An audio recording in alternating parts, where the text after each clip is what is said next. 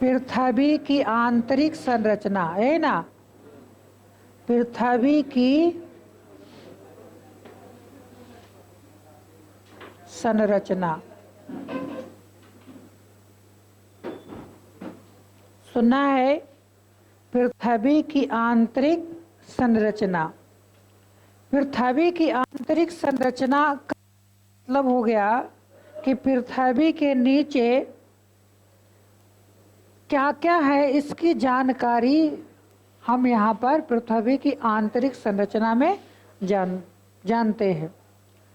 अगर कोई व्यक्ति कहे कि पृथ्वी या वैज्ञानिकों ने पृथ्वी के अंदर के बारे में कैसे बताया होगा, हम लोग तो सोचते रह जाएंगे कि कुआं खोदेंगे और नीचे जाकर जानकारी प्राप्त कर लेंगे, लेकिन ऐसा कुछ ही किलोमीटर तक संभव है। अब किस प्रकार से हम धरती के नीचे की जानकारी प्राप्त करेंगे? तो धरती के नीचे की जानकारी प्राप्त करने के लिए वैज्ञानिकों ने दो स्रोत बताया। दो स्रोत क्या था? एक को बोलते हैं प्रत्यक्ष और एक को कहते हैं अप्रत्यक्ष। प्रत्यक्ष और दूसरा अप्रत्यक्ष। प्रत्यक्ष स्रोत का मतलब कि हम अपनी हाथों से छूकर उसका हम अनुभव कर सके। अब देखो कि इसमें क्या क्या है। तो ज्वालामुखी, ज्वालामुखी, ज्वालामुखी का अध्ययन कर हम पृथ्वी की आंतरिक संरचना के बारे में पता लगा सकते हैं। एक कैसा स्रोत है? अप्रत्यक्ष स्रोत है। कैसे? जब ज्वालामुखी का उद्गार होगा तो ये धरती के ऊपर आ जाएगा, है ना जी। अब धरती के ऊपर आ जाएगा तो इसकी परतों को अध्ययन कर, इसकी परतों का अध्ययन कर हम पृथ्वी के आंतरिक भागों को जान सकते हैं। दूसरा हम बोले खनन, खनन, खनन। हम पृथ्वी को खोदकर पृथ्वी की आंतरिक संरचना के बारे में जान सकते हैं या पृथ्वी के आंतरिक भागों के बारे में जान सकते हैं, लेकिन हम पृथ्वी को अधिक से अधिक 3 से 4 किलोमीटर तक ही खुदाई कर सकते हैं। आज तक अधिकतम 4 किलोमीटर तक ही खुदाई की गई है। अफ्रीका में एक खान है जिसकी अधिकतम गहराई है 4 किलोमीटर। तो 4 किलोमीटर की गहराई तक ही हम खोद कर पृथ्वी के आंतरिक भागों के बारे में जान सकते हैं, इसके नीचे हम नहीं जान सकते हैं। एक और है कि आर्कटिक महासागरीय क्षेत्र में क्या किया गया? सागर में ड्रिलिंग किया गया, खोदा गया। यहाँ भी अधिकतम 12 किलोमीटर तक ही खुदाई की जा सकी, इससे अंदर की खुदाई नहीं की जा सकी। तो हम प्रत्यक्ष विधि के द्वारा अधिकतम 12 किलोमीटर की गहराई तक का ही ज्ञान अर्जित कर सकते हैं, लेकिन पृथ्वी की गहराई जो है वो 63-71 किलोमीटर है। पृथ्वी की गहराई जो है वो 63-71 किलोमीटर है। इसके अपेक्षा ये 12 किलोमीटर क्या है? बिल्कुल नगण्य है, बिल्कुल ही नगण्य है। तो हम अधिकतम प्रत्यक्ष विधि के द्वारा 12 किलोमीटर की गहराई तक का ही पृथ्वी के आंतरिक भागों का अध्ययन कर सकते हैं। अब संपूर्ण पृथ्वी के अध्ययन करने के लिए कुछ अप्रत्यक्ष स्रोतों का प्रयोग किया गया, जैसे उल्का पिंड। उल्का पिंड क्या है कि जिस प्रकार से पृथ्वी है उसी प्रकार आकार का जो ब्रह्मांड में पिंड होते हैं वो पृथ्वी पर गिरते हैं, और उसका अध्ययन कर हम पृथ्वी के आंतरिक संरचना के बारे में भी जानकारी प्राप्त कर लेते हैं। दूसरा आप कहेंगे दाब। घनत्व, तापमान, इन सभी आधारों पर हम पृथ्वी की आंतरिक संरचना के बारे में जानते हैं। एक कैसा स्रोत है? अप्रत्यक्ष स्रोत है। क्वेश्चन यहाँ से पूछे जा सकते हैं कि इनमें से पृथ्वी की आंतरिक संरचना जानने के लिए कौन प्रत्यक्ष स्रोत है और कौन अप्रत्यक्ष स्रोत है। उल्का पिंड, घनत्व, तापमान, ये सभी क्या है? अप्रत्यक्ष स्रोत है। ज्वालामुखी, खनन और ड्रिलिंग, ये क्या है? प्रत्यक्ष स्रोत है। मानव इसको ड्रिलिंग प्रत्यक्ष रूप से खोदकर जानकारी अर्जित कर सकता है, लेकिन दाब अनुभव कर सकता है, घनत्व अनुभव कर सकता है, तापमान अनुभव कर सकता है। इस आधार पर पृथ्वी की आंतरिक संरचना के बारे में हम जानकारी प्राप्त कर सकते हैं। अब जब हम आंतरिक संरचना के बारे में पढ़ रहे हैं तो पृथ्वी की आंतरिक संरचना में क्या क्या है इसकी जानकारी जरूरी है कि पृथ्वी कितने भागों में बटा हुआ है। तो कहेंगे हमारी जो पृथ्वी है, हमारी जो पृथ्वी की परतें हैं वो 3 भागों में बटा हुआ है, जिसको भूपर्पटी, मेंटल और क्रोड कहते हैं। भूपर्पटी, मेंटल और क्रोड कहते हैं। ये मान लो कि ये पृथ्वी का एक भाग है, पृथ्वी का एक भाग है। ज्यादा बड़ा बना दिया है। देखो हम छोटा पहले बनाते हैं, ये है, इसको इस प्रकार से किए, इसको गोल कर सकते हैं ना जी। हमने क्या कि एक भाग को, ये सारा भाग को काट दिए। ध्यान देना है। तो ये पृथ्वी जो है इसकी यहाँ से लेकर के यहाँ तक की गहराई है 63-71 किलोमीटर। 63-71 किलोमीटर। क्वेश्चन आएगा पृथ्वी की त्रिज्या कितनी है? 63-71 किलोमीटर। पृथ्वी की गहराई कितनी है? 63-71 किलोमीटर है। अब ये जो भूपर्पटी है ये 3 भागों में बटा हुआ है। एक सबसे ऊपरी भाग को हम कहते हैं भूपर्पटी। क्या कहते हैं? भूपर्पटी। दूसरा जो भाग है उसको कहते हैं मेंटल, और तीसरा जो भाग है उसको कहते हैं क्रोड। अब देखो यहाँ पर जो विभाजक रेखा है भूपर्पटी और मेंटल को विभाजक रेखा एक है, मेंटल और क्रोड के एक विभाजक रेखा है ना। इस विभाजक रेखा को असंबद्धता कहते हैं या डिसकंटिन्यूटी कहते हैं। क्या कहते हैं? डिसकंटिन्यूटी कहते हैं। अब देखो जो भूपर्पटी और मेंटल को अलग करने वाला है उसको कहते हैं मोहो डिसकंटिन्यूटी, या हिंदी में बोलते हैं असंबद्धता। क्या बोलते हैं? असंबद्धता। कहीं असंबद्धता आए या डिसकंटिन्यूटी आए, दोनों एक ही है। तो क्या कहेंगे? मोहो डिसकंटिन्यूटी। दूसरा आपको जो क्रोड और क्या चीज, क्रोड और मेंटल को एक अलग करती है उसको बोलते हैं गुटेनबर्ग। Gutenberg discontinuity. अब देखो ये जो भूपर्पटी है, मेंटल है, क्रोड है, ये भी अलग अलग 2 भागों में बटा हुआ है। एक भाग ये यहाँ से 2 भाग है। भूपर्पटी भी क्या है? 2 भागों में बटा हुआ है। एक को कहते हैं ऊपरी भूपर्पटी और एक को कहते हैं निचली भूपर्पटी। ऊपरी और निचली, ऊपरी और निचली। ये भूपर्पटी की गहराई, औसत गहराई जो है वो 0 से 100 किलोमीटर किसकी गहराई है, और औसत गहराई कहा जाता है ये 30 किलोमीटर है। औसत गहराई भूपर्पटी कितना है? 30 किलोमीटर है। ये भूपर्पटी को जो ऊपरी भूपर्पट्टी और निचले भूपर्पट्टी को भी एक अलग करने वाली एक विभाजक रेखा है। इसको बोलते हैं कोनाड डिसकंटिन्यूटी। कोनाड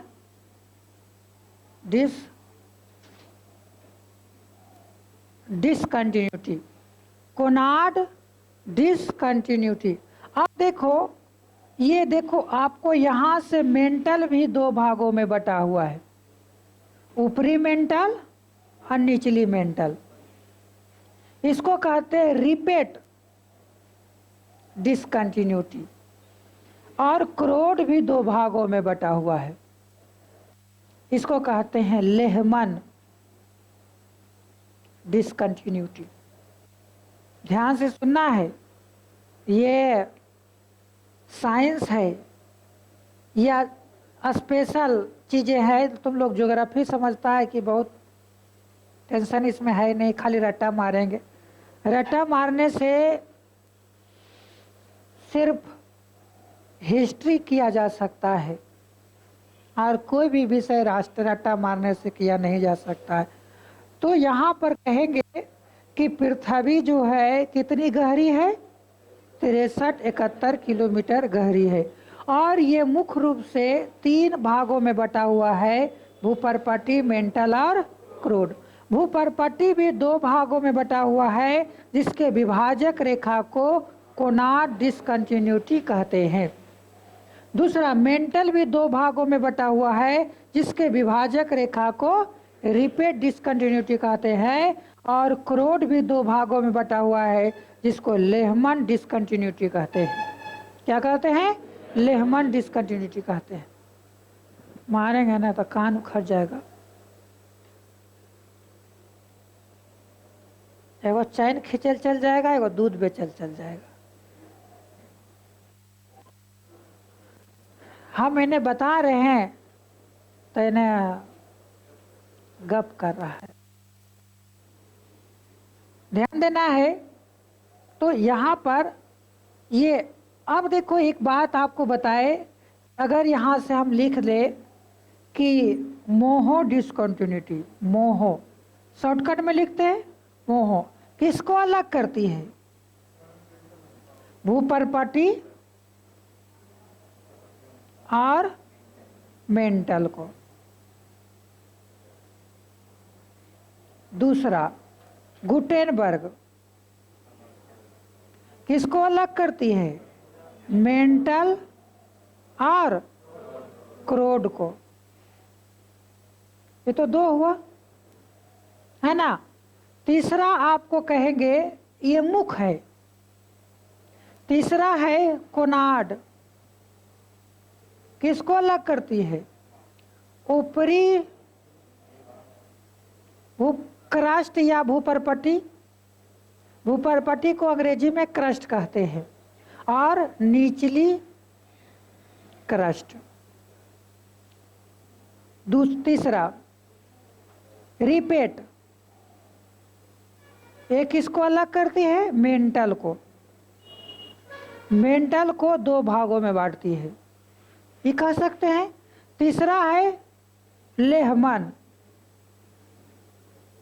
ये भी क्या करती है? क्रोड को 2 भागों में बांटती है। क्वेश्चन आएगा कि मोहो डिसकंटिन्यूटी किसको किसके बीच विभाजक रेखा है? तो भूपर्पट्टी और मेंटल के बीच। गुटेनबर्ग किसके विभाजक रेखा है? मेंटल और क्रोड के बीच। कोनाड ऊपरी क्रस्ट और निचली क्रस्ट, यानी क्रस्ट को 2 भागों में बांटता है। रिपेट मेंटल को 2 भागों में बांटता है। लेहमन क्रोड को 2 भागों में बांटता है ना। अब देखो, भूपर्पट्टी जो है ये भी 2 भागों में बटा हुआ है। भूपर्पट्टी, बताओ, भूपर्पट्टी जो सबसे ऊपरी सिरा है, पृथ्वी का सबसे जो ऊपरी भाग है, उसको क्या कहते हैं? भूपर्पट्टी। भूपर्पट्टी जो है, या इसी को क्या कहते हैं? क्रस्ट। ये, इसमें 2 रासायनिक पदार्थों की प्रधानता पाई जाती है। वो 2 रासायनिक पदार्थ कौन है? सिलिकॉन और एल्युमिनियम, सिलिकॉन और एल्युमिनियम। इस कारण से इस भूपर्पटी को सियाल भी कहा जाता है। क्या कहा जाता है? सियाल भी कहा जाता है। और इस सियाल जो नाम दिया था, जिसका नाम था स्वेस महोदय। कौन दिया था? स्वेस महोदय। क्वेश्चन आएगा कि भूपर्पटी को सियाल नाम किसने दिया था? स्वेस महोदय ने। किसने दिया था? स्वेस महोदय ने। अब ये जो भूपर्पटी है ये दो भागों में बटा हुआ है। एक महाद्वीपीय भाग, महाद्वीपीय भाग, और एक महासागरीय। क्योंकि आपको पृथ्वी पर महाद्वीप यानी भूमि और महासागर मतलब पानी वाला भाग, भूपर्पटी पर दोनों भाग है। कुछ भाग सागरीय है और कुछ भाग स्थलीय है। तो इसको क्या किया गया? दो भागों में बांटा गया। इसकी जो भूपर्पटी है महासागरीय भाग, महाद्वीपीय भाग की, इसकी औसत गहराई है 30 और इसकी औसत गहराई है 70 किलो, सॉरी, इसकी गहराई है 5 किलोमीटर और इसकी गहराई है औसत 30 किलोमीटर। लेकिन कहीं कहीं पर्वत है, तो जहाँ पर्वत होगा इसकी मोटाई ज़्यादा होगा। तो हिमालय पर्वत के पास, किसके पास? हिमालय, सबसे ऊंचा पर्वत विश्व में है हिमालय। इस हिमालय पर्वत के पास पर्पटी की जो औसत मोटाई है वो 70 किलोमीटर है। कहाँ? हिमालय। क्वेश्चन आएगा कि सबसे ज्यादा मोटाई भूपर्पटी के कहाँ है, तो क्या कहेंगे? हिमालय पर्वत के पास। कितना औसत है? 70 किलोमीटर। हालांकि इसकी औसत जो गहराई है 0 से 100 किलोमीटर, 0 से 100 किसकी गहराई? भूपर्पटी की। दूसरा जो है 100 किलोमीटर से लेकर 2900 किलोमीटर। ये तो भूपर्पटी की बातें हुआ कि भूपर्पटी क्या है, तो पृथ्वी की सबसे ऊपरी धारा को भूपर्पटी कहते हैं और इसमें सिलिकॉन और मैग्नीशियम की प्रधानता पाई जाती है। इस कारण से इसे क्या कहा गया? सियाल कहा गया। और सियाल नाम किसने दिया? स्वेस महोदय ने दिया। और ये जो सियाल है वो दो भागों में बटा है, महाद्वीपीय भाग और महासागरीय भाग। महासागरीय भाग की गहराई ज्यादा होता है और महाद्वीपीय भाग की गहराई कम होता है। बात समझ में आ गया? ये तो अब इसके बाद आपको देखना है दूसरा क्या है, वो है मेंटल, सॉरी, हाँ, मेंटल। दूसरा क्या है? मेंटल। मेंटल माने पागल। गांधी जी के 3 बंदर, भूपर्पटी, मेंटल और क्रस्ट। क्रस्ट नहीं, क्रोड, है ना जी। तो ध्यान देना है दूसरा क्या है? मेंटल। तो मेंटल जो है 100 किलोमीटर से लेकर 2900 किलोमीटर की गहराई को हम मेंटल कहते हैं। मेंटल क्या है? दो भागों में बटा है, ऊपरी मेंटल और निचली मेंटल। ऊपरी मेंटल निचली मेंटल को विभाजक रेखा को क्या कहते हैं? रिपेट डिसकंटिन्यूटी कहते हैं। और मेंटल का कुछ भाग जो है वो द्रवित अवस्था में पाए जाते हैं। यहाँ ठोस अवस्था नहीं बल्कि द्रवित अवस्था में जो मेंटल का जो पदार्थ है वो द्रवित अवस्था में पाए जाते हैं। इसमें सिलिकॉन और मैग्नीशियम की प्रधानता पाई जाती है। इसमें मेंटल में सिलिकॉन और मैग्नीशियम की प्रधानता पाई जाती है। इस कारण से इसको सीमा कहते हैं। और ये भी सीमा कौन नाम के नाम दिया? स्वेस महोदय ने। किसने दिया? स्वेस महोदय ने। स्वेस महोदय ने मेंटल को सिलिकॉन और मैग्नीशियम की प्रधानता के कारण इसका नाम क्या दिया? सीमा दिया। तो ये क्या हो गया? सियाल। ये क्या हो गया? सीमा। और तीसरा को बोलते हैं नीफे। क्या बोलते हैं? नीफे, जिसको हम क्रोड कहेंगे। तीसरा क्या है? क्रोड। क्रोड। एक क्रोड की गहराई जो है वो आपको कहेंगे 6371 किलोमीटर है। इसकी गहराई कितनी है? कहाँ से कहाँ तक? 2900 किलोमीटर से लेकर 6371 किलोमीटर इसकी गहराई है। किसकी? क्रोड की। अब क्रोड जो है पृथ्वी की सबसे आंतरिक भाग है। अब पृथ्वी की आंतरिक भाग है, इसको भी आपको दो भागों में बटा हुआ है। एक आंतरिक क्रोड और एक कहते हैं बाह्य क्रोड। आंतरिक क्रोड और बाह्य क्रोड। ये आंतरिक है, ये बाह्य है। इसकी जो विभाजक रेखा है उसको कहते हैं लेहमन डिसकंटिन्यूटी। क्या कहते हैं? Lehman discontinuity. आंतरिक और बाह्य क्रोड के विभाजक रेखा को क्या कहते हैं? लेहमन। इसमें क्या है? इसमें लोहा और निकेल, लोहा और निकेल की प्रधानता पाई जाती है। इसमें सबसे ज्यादा मात्रा में क्या होता है? लोहा होता है। और वो भी लोहा, ये जो ऊपरी बाह्य क्रोड है इसमें द्रवित अवस्था में पाए जाते हैं, लेकिन जो आंतरिक क्रोड है वो ठोस अवस्था में पाए जाते हैं। कहेंगे सर नीचे तो तापमान और ज्यादा होगा, लेकिन यहाँ पर तापमान के साथ दाब भी ज्यादा है। इस कारण से अधिक दबाव के कारण निचले जो क्रोड है या आंतरिक जो क्रोड है उसमें सभी पदार्थ जो है ठोस अवस्था में पाए जाते हैं। ऐसा कुछ वैज्ञानिकों का कहना है कि अधिक दबाव के कारण ये जो नीचे वाला क्रोड है होना चाहिए द्रवित अवस्था में, लेकिन यहाँ पर सभी पदार्थ ठोस अवस्था में पाए जाते हैं। किसके कारण? पृथ्वी की दबाव और अत्यधिक घनत्व के कारण। पृथ्वी की दबाव और अत्यधिक घनत्व के कारण। इसको क्या कहते हैं? नीफे कहते हैं। क्या कहते हैं? नीफे। क्वेश्चन आएगा क्रोड को क्या कहते हैं? नीफे कहते हैं। क्रोड को अलग विभाजक रेखा लेहमन डिसकंटिन्यूटी। क्रोड और मेंटल के विभाजक रेखा गुटेनबर्ग। मेंटल को अलग करने वाली रिपेट डिसकंटिन्यूटी। भूपर्पटी और मेंटल को अलग करने वाली मोहो डिसकंटिन्यूटी। भूपर्पटी को दो भाग करने वाली कोनार्ड डिसकंटिन्यूटी। अब देखना है ये जो भूपर्पटी है ना, भूपर्पटी के निचले भाग में कुछ तरल पदार्थ पाए जाते हैं, ये मैग्मा के रूप में। यही कभी कभी पृथ्वी के ऊपर निकल जाता है, ज्वालामुखी का उद्गार हो जाता है, जिसको इसको कहते हैं दुर्बलता मंडल। क्या कहते हैं?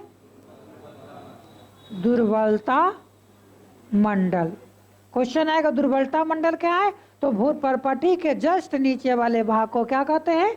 दुर्बलता। यानी मेंटल के ऊपर भूपर्पटी के नीचे वाले भाग को क्या कहते हैं? दुर्बलता मंडल कहते हैं। यही दुर्बलता मंडल से क्या होता है कि कभी कभी भूपर्पटी के ऊपर फाड़कर मैग्मा निकल जाते हैं, जिसको हम लोग क्या कहते हैं? ज्वालामुखी कहते हैं। आगे हम ज्वालामुखी और भूकंप दोनों के बारे में समझेंगे। ये आंतरिक संरचना के बाद हम ज्वालामुखी पढ़ेंगे, ज्वालामुखी के बाद भूकंप पढ़ेंगे, भूकंप के बाद चट्टान पढ़ेंगे, चट्टान के बाद और बाकी चीज पढ़ेंगे जो हम लिखाए हैं, अलग अलग चीजें है ना।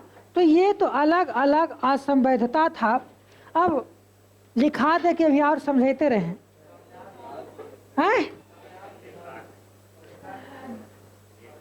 अच्छा थोड़ा सा और समझा ले तो उसके बाद। अब देखो कि पृथ्वी के अंदर जाने पर क्या क्या परिवर्तन होता है। तो दाब में परिवर्तन होता है, इसको मिटा दे इधर वाला। हम फिर से बना देंगे छापने के लिए। देखो जैसे जैसे हम नीचे जाएंगे पृथ्वी का क्या क्या परिवर्तन होगा? ताप, दाब और घनत्व, इन तीनों चीजों में परिवर्तन होगा। जैसे जैसे पृथ्वी के नीचे जाएंगे ये सभी बढ़ता जाएगा।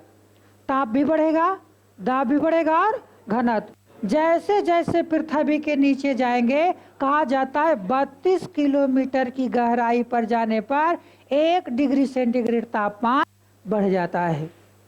जैसे जैसे नीचे जाएंगे तापमान बढ़ेगा।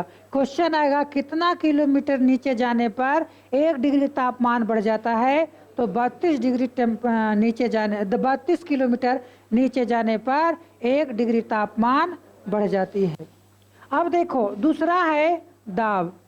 तो दाब क्या है, जैसे जैसे पृथ्वी के नीचे जाएंगे दाब भी बढ़ेगा। घनत्व, जैसे जैसे नीचे जाएंगे घनत्व भी बढ़ेगा। जो पृथ्वी का भूपर्पटी है, भूपर्पटी, ये भूपर्पटी का घनत्व जो है 2.1 से 3.1 ग्राम प्रति सेंटीमीटर क्यूब इसकी घनत्व है। और जो मेंटल है, इसकी मेंटल के जो घनत्व है 5.5 ग्राम प्रति सेंटीमीटर क्यूब है, यानी ये घनत्व का मात्रक है। और जो क्रोड है, क्रोड का घनत्व जो है वो 12 ग्राम प्रति सेंटीमीटर क्यूब है। यानी सबसे ज्यादा घनत्व किसका है, क्रोड का। सबसे कम घनत्व किसका है, भूपर्पटी का। यानी जैसे जैसे हम पृथ्वी के नीचे जाएंगे वैसे वैसे घनत्व बढ़ेगा, दाब बढ़ेगा और ताप बढ़ेगा। और अगर पृथ्वी की औसत घनत्व पूछ ले तो कहेंगे 5.5। पृथ्वी की औसत घनत्व कितना है, 5.5 ग्राम प्रति सेंटीमीटर क्यूब। समझ में आ गया? तो चलो इतना लिखो पहले।